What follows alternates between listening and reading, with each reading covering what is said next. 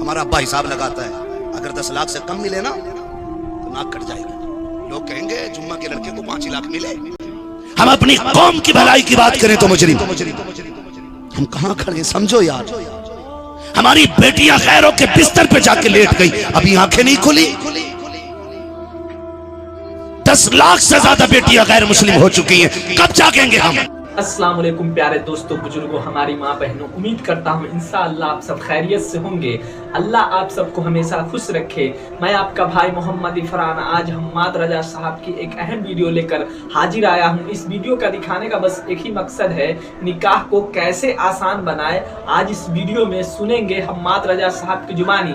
तो आपसे गुजारिश है दोस्तों, इस वीडियो को एंड तक देखें और मुकम्मल जानकारी लेकर जाए, और इस वीडियो को देखकर ज्यादा से ज्यादा इस पर अमल भी करने की कोशिश करेंगे इंशाअल्लाह। तो अब आप सबका टाइम न लेते हुए इस वीडियो को शुरू करते हैं दोस्तों। बेटियां भूला करती हैं कहीं, खुदा की कसम रिश्ते बेटी के अगर समझने हो तो समझो, बेटी जैसी दौलत और बाप के हिस्से में कोई चीज नहीं हो सकती है। अल्लाह ने बेटी देकर के मैं समझता हूँ बहुत बड़ा कर्म किया है कि लोगों को बेटी जैसी दौलत अता की है। जाओ, गारंटी है मेरी, बेटियों के साथ सितम न किया करो, जुल्म न किया करो। जब परदेश से आते हो ना तो पूरा घर सो जाता है, बेटियां जागती रहती है। जब आप थक के आते हो तुम्हारी हमदर्द बेटियां होती है। जब आप भूखे आते हो रात के 3 बजे ताजा रोटी बना के बेटियां खिलाया करती है। इनसे चेहरे बिगाड़ के बात ना किया करो। 18 साल तेरे दरवाजे पे है, इन पे हाथ ना उठाना, इनसे लग सख्त लहजे में बात ना करना, इसलिए कि ये वो परिंदे हैं जो 18 साल के बाद उड़ जाएंगे। फिर खुदा जाने ये जिस हवेली में जाएंगे वहां इज्जत के लुक में मिलेंगे या जिल्लत के लुक में मिलेंगे, ये कोई नहीं जानता है। बेटी जब तक तेरी दहलीज पे है इज्जत से उसको रखा करो, प्यार दिया करो, वो मांगी उसकी जायज जरूरतें पूरा किया करो। ये सोच करके अगर ससुराल में भी शौक पूरा होना हो, बाप की दहलीज पे शौक पूरा कर। और जब बेटियां जाने लगे उसके कान में ये मत कहना कि फोन कर देना, गाड़ी लेके आ जाएंगे, सबको देख लेंगे। जब वो जाने लगे कान में के बेटी जैसे बाप की इज्जत रखी है वैसी शोहर की इज्जत रख के दिखा दी। क्या जो हम अच्छी माएं तलाश करते हैं, हमारी कोशिश रहती है कि हमें अच्छी मां मिले ताकि हमारी अच्छी नस्ल आगे चले। नहीं जी, हमारा अब्बा हिसाब लगाता है, अगर 10 लाख से कम मिले ना तो नाक कट जाएगी। लोग कहेंगे जुम्मा के लड़के को 5 लाख मिले। और मैं इस जुम्मा से पूछना चाह रहा हूं, जुम्मा हफ्ते से नीचे जो तुम मांग के लिए मर रहा है ना कि 10 लाख लूंगा, इसमें से एक चोन्नी तुझे दवा के लिए भी नहीं मिलेगी। अलबत्ता इतना जरूर है कि तू इस 5 लाख से अपनी जहन्नम का ईंधन इकट्ठा कर रहा है।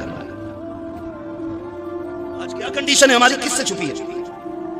आज हम कहां खड़े हैं कौन नहीं जानता है। हम अपने मजहब की बात करें तो मुजरिम, हम अपने हक की बात करें तो मुजरिम, हम अपनी कौम की भलाई की बात करें तो मुजरिम। हम कहां खड़े हैं समझो यार। हमारी बेटियां खैरों के बिस्तर पे जाके लेट गई, अभी आंखें नहीं खुली। 10 लाख से ज्यादा बेटियां गैर मुस्लिम हो चुकी हैं, कब जागेंगे हम। बोलो मुझे बताओ, पूरी दुनिया सर जोड़े बैठी है, ये मुर्तद क्यों हो रही है? सैकड़ों वजूहात लोगों ने निकाली, लेकिन ये सबसे बड़ी वजह जो मेरी समझ में आती है ना, वो है निकाहों का मुश्किल कर देना। अगर निकाह मुश्किल नहीं होते ना तो कोई बेटी बाप की इज्जत पे लात मार के नहीं जाती। अमीरों से गुजारिश है हिसाब देना अल्लाह के घर, जमींदारों रब के आगे खड़ा होना है, पैसे वालों मुस्तफा के सामने जाएंगे हम, किस मुंह से खड़े होंगे? अल्लाह तूने 20 बीघे जमीन का मालिक बनाया था, 50 बीघे थी। अब्बा अल्लाह मेरे पास 10 लाख का कैश था। वो पूछेगा तेरे पास 10 का था तो तूने 15 लाख लड़की वालों से मांगे? तुझे गैरत नहीं आई? क्या तेरा पेट इतने पैसे से नहीं भर रहा था? बता, ये मेरे महबूब की उम्मत की बेटियां मुर्तद होती रही, तुझे क्यों नहीं दिखा? मारे जाएंगे, कोई बचाने वाला नहीं मिलेगा। निकाह इतने आसान कर दो कि बेटियां मरना तो पसंद करें, किसी बेदीन के बिस्तर पर लेटना पसंद ना करें। उनकी वकालत नहीं कर रहा हूं, उनकी तरफदारी नहीं, लेकिन आपसे बात करना चाहता हूं। 4 बेटे दे दिए तो उंगली पे गिरा सिवानी साहब, 10 छोटे में 10 बड़े में 10 उसमें 10 उसमें 40 लाख मिलेंगे। 4 बेटे हैं, ये बैंक का कार्ड नहीं है। तो तुम्हें क्या लगता मौत नहीं आनी?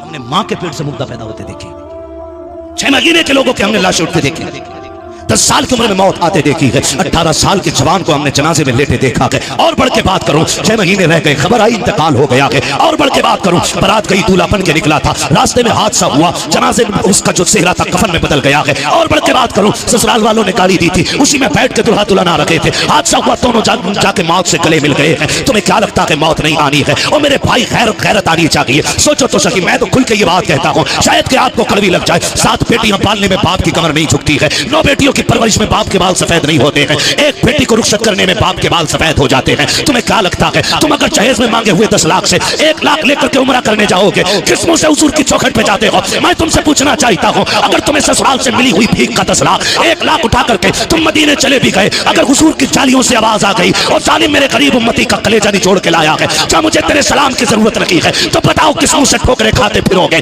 किसके दरवाजे पे जाओगे? गैरत आनी चाहिए। बंद कर दो ये तमाशा, जल्दी वायदे खत्म करो, ये लेन देन बंद करो और कह दो जिसने बेटी दे दी उसने सब कुछ दे दिया। खुदा की कसम मुआशरा भी अच्छा हो जाएगा, बेटियों के आने वाले दिन और मुकद्दर भी संवरते नजर आए।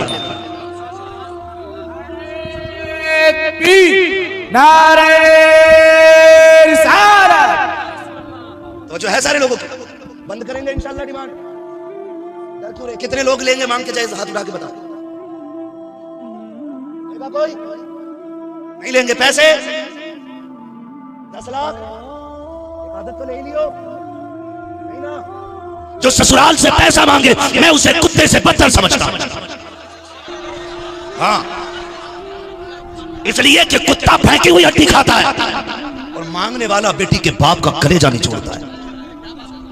क्या कई बापों ने ट्रेन के आगे कूद के मौत को गले नहीं लगा लिया? रहम करो माशरे पे, उम्मत हुजूर की है, मरना तुझे भी है, मरना बेटे वाले को भी है। 10 लाख मांगे थे, ले लिए, बाप ने जमीन बेच के दे दी, 10 लाख ले लिए, 6 महीने बाद मर गया। अब अब्बा कह रहे मौलाना जाओ 40 में दीजिए, बेटा बड़ा नेक था मेरा, रात दिन अल्लाह ही अल्लाह कहता, यकीन है जन्नत नहीं होगा। वो जो बेटी के बाप से 10 लाख रुपए लड़के लाया था उसका हिसाब तेरा बाप देगा। याद रखिएगा, हुकूकुल इबाद का मामला इतना सख्त है कि अल्लाह भी राजी नहीं होगा माफ करने पर जब तक बंदे से माफी नहीं ले ले। जबकि रब कादिर मुतलक और वो करीम है, जिसे चाहे माफ कर दे, उसके कर्म की हद नहीं है। लेकिन भीख मांगना छोड़ दो यार, भीख मांगना छोड़ दो। लोग कह रहे ना, कह रहे आगे ससुर कह रहा है ऐसी बहू आई है, कसम से अब्बा नहीं कह रही। अब्बा क्या कहां से, तू तो था डाकू, तुझे अब्बा क्यों कह रहा है? पता नहीं है कि बारात आने से 8 दिन पहले, 2 महीने पहले कहा था कोई भी मोटरसाइकिल दे दियो, 8 दिन रह गए तो ना लल्ला बुलेट को कह रहा। उसे पता नहीं है जिसने बुलेट मांगी थी दयूस ने, उसे सब पता है। अब्बा ने कहा साहब मुश्किल से मैं तो सफर का इंतजाम कर पाया हूं, तो उसने कहा नहीं जी मेरी इज्जत का सवाल है, अगर बुलेट दो तो बारात आएगी वरना नहीं आएगी। जब बाप उदास होकर दस्तरखान पर बैठा था ना, बेटी ने चेहरा पढ़ लिया था। आज मेरे आगे बेटी है, कल आपके आगे भी बेटी होगी।